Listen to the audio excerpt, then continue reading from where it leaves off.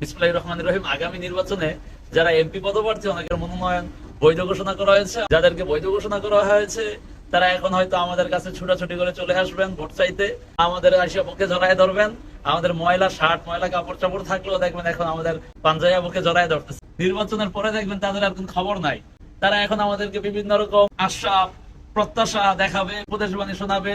যেই লোক আগে চাঁদাবাজি করতো সে এখন এসে বলবে এবারে নির্বাচন হবে চাঁদাবাজির বিরুদ্ধে নির্বাচন। যে আগে দুর্নীতি করতো সে এসে বলবে যে আমি পাশ করলে দুর্নীতি রোধ করব।